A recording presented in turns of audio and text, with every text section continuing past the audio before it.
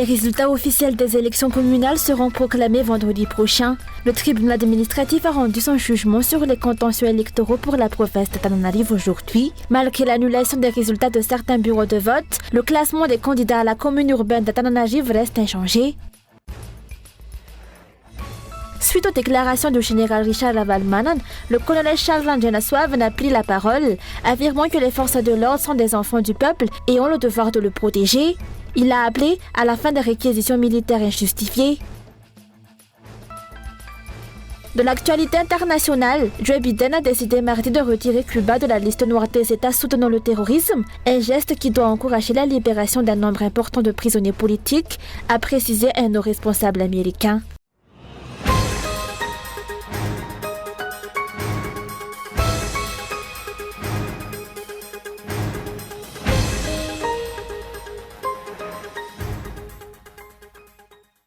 Suite aux déclarations du général Richard Ravalomanana, le colonel Charles Ranjanaswavan a également rompu le silence. Les forces de l'ordre sont des enfants du peuple, a-t-il déclaré dans un message vidéo adressé au général Richard Ravalomanana. Il est étonnant d'entendre dire que le peuple ne peut pas vaincre l'armée. En tant qu'enfants du peuple, les forces de l'ordre ont le devoir de protéger leurs concitoyens face à toute forme de violence. Le colonel a dénoncé l'inertie face à la situation nationale actuelle, marquée par les coupures d'électricité et d'eau, la dégradation des conditions de vie, les incendies de forêt et les emprisonnements arbitraires, comme celui de Mbularazona.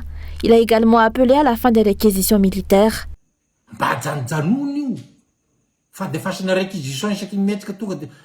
Arrêtez les réquisitions injustifiées des forces de l'ordre. Quant à cette histoire de l'OMC et d'Emmonat, elle est obsolète.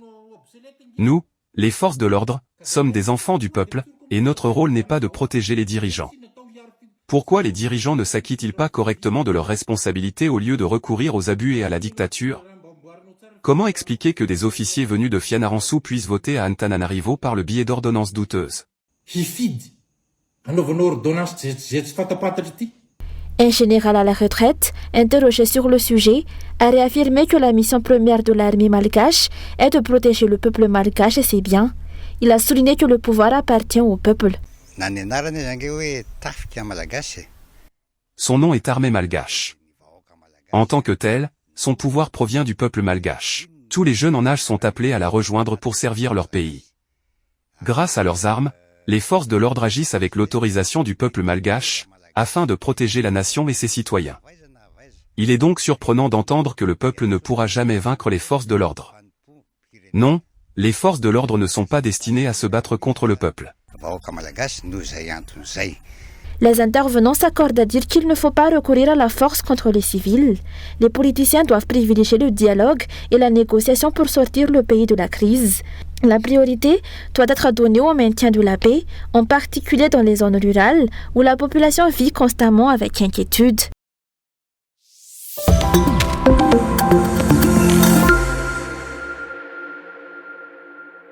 La proclamation des résultats officiels des élections communales du 11 février dernier se fera le vendredi 17 janvier prochain. Aujourd'hui, le tribunal administratif a rendu son jugement des contentieux électoraux pour la province d'Antananarivo. Globalement, les décisions rendues par le tribunal administratif n'ont pas modifié les résultats provisoires des élections municipales d'Antananarivo annoncés par la CENI le 20 décembre 2024. Pour la commune urbaine d'Antananarivo, même si les résultats de certains bureaux de vote ont été annulés, comme à Atabe, cela n'a pas changé le classement des candidats. Selon les acteurs politiques locaux, la majorité des recours ont été rejetés par le tribunal. Outre la commune d'Antananarivo, le verdict a aussi été rendu pour les communes environnantes aujourd'hui. Les candidats de l'opposition et les indépendants, initialement déclarés vainqueurs par la CENI, mais contestés par les candidats du parti au pouvoir, ont attendu le verdict avec appréhension.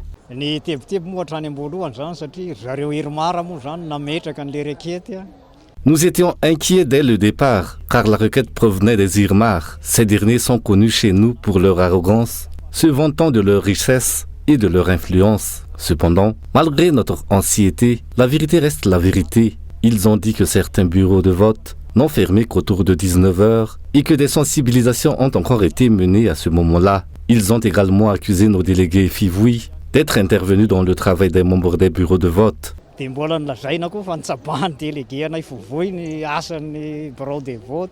Les candidats à la mairie et leurs partisans restent dans l'expectative, mêlés d'appréhension alors qu'ils attendent la proclamation officielle des résultats des élections municipales prévues pour ce vendredi. La justice est censée protéger la vérité et c'est vers elle que nous nous tournons pour la suite, car les résultats officiels n'ont pas encore été proclamés. Les yeux du monde sont désormais tournés vers la justice malgache et j'ai confiance en la sagesse des juges, ainsi qu'en leur engagement à respecter les serments prêtés devant notre République. Ce vendredi, la proclamation officielle des résultats débutera à 10h du matin. À Tananarive, certains continuent d'avoir foi en la justice pour faire valoir leurs droits, tandis que d'autres préparent déjà de grandes célébrations, confiant en leur victoire.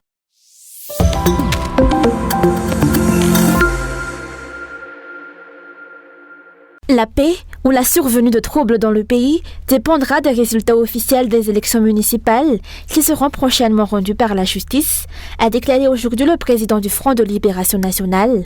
Il revient donc aux autorités judiciaires compétentes de trancher sur cette question. Ces élections ont été marquées par de nombreuses irrégularités. Si l'opposition les a dénoncées, même les candidats indépendants ont exprimé leur inquiétude, à l'exception de ceux proches d'Andjazwil. Le régime semble conscient des conséquences de ces actes et éprouve désormais une grande inquiétude, sachant que ces actions pourraient provoquer des troubles. En conséquence, il se prépare à faire face à cette situation, affirmant être prêt à affronter tant les forces de l'ordre que les dirigeants et leurs partisans. Pourtant, l'opposition n'a pas encore émis de déclaration en ce sens. Si elle est restée discrète jusqu'à présent, ce n'est pas par faiblesse politique, mais pour éviter de provoquer des troubles. Nous avons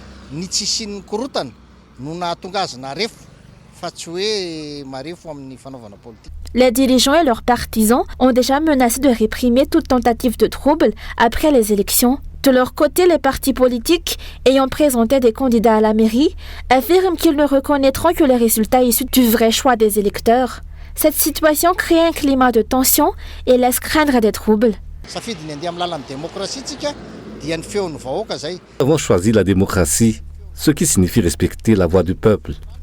Pourtant, le régime en place envoie en général déclarer que le peuple ne vaincra jamais les forces de l'ordre. C'est là que la situation devient délicate. Le peuple n'acceptera pas la manipulation de son choix, tandis que les dirigeants affirment qu'il n'y a jamais eu de peuple capable de vaincre les forces de l'ordre et le régime. Tout cela repose maintenant sur la conscience des juges qui rendront les résultats électoraux. Chacun espère que ces résultats ne seront pas biaisés afin d'éviter tout trouble.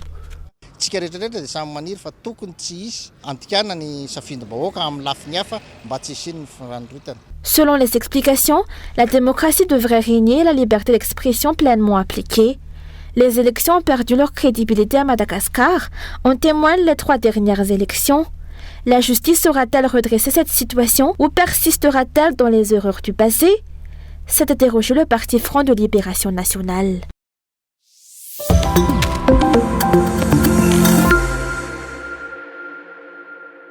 Un père de famille vient d'être incarcéré à Tsefaï pour avoir violé et maltraité tant physiquement que psychologiquement sa fille pendant 19 ans. Selon les enquêteurs, les abus auraient commencé lorsque la fille était âgée de 14 ans et se sont poursuivis jusqu'à ses 33 ans. C'est grâce à des témoignages de proches que la police a été alertée et a procédé à l'arrestation du suspect. L'UNMDH ou l'Union nationale malagasy des droits humains a condamné ces actes odieux et est contraire aux valeurs humaines.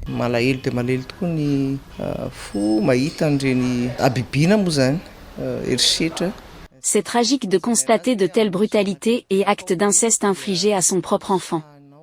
Comment peut-on oser violer, frapper et faire du mal à sa propre chair ? Il faut prendre des mesures face à de telles situations. En général, la consommation de drogue a été trop banalisée, ce qui amène certaines personnes à perdre leur humanité et à commettre des actes incompréhensibles. Les valeurs humaines pas seulement malgaches veulent que les enfants ne doivent jamais être victimes de tels abus de la part de leurs parents.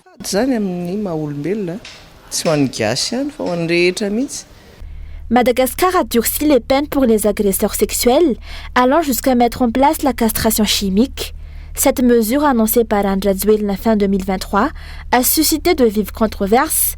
De nombreuses organisations, ainsi que l'ancienne ambassadrice de l'Union européenne, Isabelle Delattre, ont dénoncé cette mesure comme étant contraire aux accords internationaux ratifiés par Madagascar. Malgré ce, cette loi a été bel et bien adoptée, mais n'a pas encore été mise en œuvre. Jusqu'à présent, aucun cas d'application de cette peine de castration n'a été rapporté. Malgré la menace de cette sanction, les viols persistent. Face à l'échec de cette loi, l'UNMDH préconise de renforcer l'éducation civique et de mettre en place des mesures de prévention pour lutter contre les violences sexuelles. Pour nous, l'éducation des citoyens, en particulier des parents et des éducateurs, doit continuer. Même si des sanctions sévères ont été mises en place, nous continuons d'entendre parler de viol, ce qui montre qu'il est essentiel de continuer à éduquer les jeunes et les parents pour un véritable changement de mentalité. La réforme du code pénal, introduisant la castration chimique pour les agresseurs sexuels, est un exemple typique de la manière dont le régime de Radziwiłł nous gouverne. Cette loi, adoptée sans véritable concertation et malgré les vives critiques, s'est révélée inefficace pour lutter contre les violences sexuelles.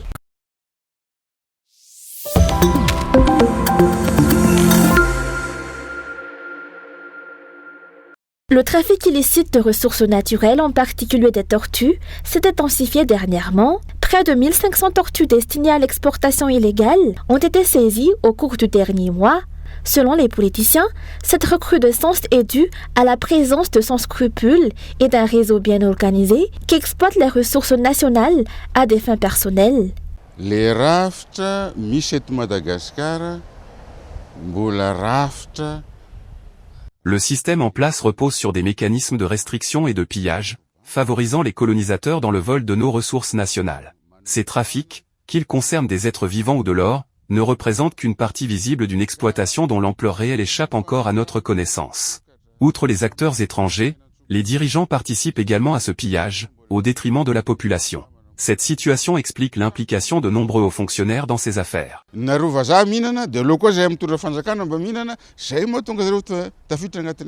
la poursuite et la condamnation des véritables instigateurs de ces trafics, les gros poissons, pourront mettre un terme au pillage des ressources naturelles.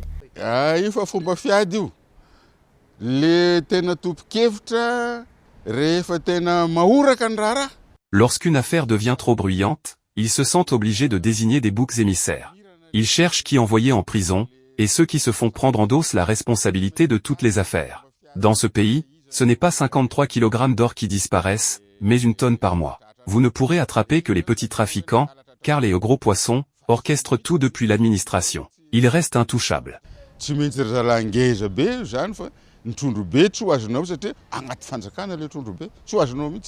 Rappelons que 3 ressortissants chinois ont été arrêtés hier par la douane alors qu'ils tentaient d'exporter illégalement 105 tortues vers Shanghai. Il y a quelques semaines, un député et son équipe ont également été appréhendés avec 112 tortues à Mboulbo-Ateijouk. Ces incidents ne sont que la partie émergée de l'iceberg et devraient alerter les autorités sur l'ampleur du trafic illégal afin qu'elles agissent pour démanteler les réseaux criminels impliqués dans ce commerce.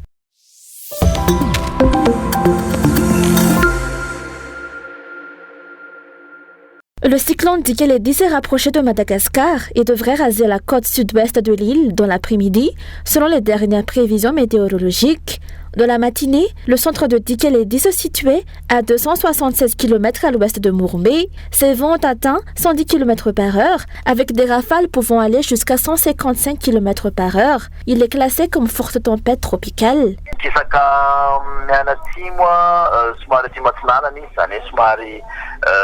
Il se déplace vers le sud-est à une vitesse de 27 km/h et s'approche des côtes sud-ouest. Bien qu'il ne pénètre pas sur les terres, il longera les côtes à une distance de 200 km.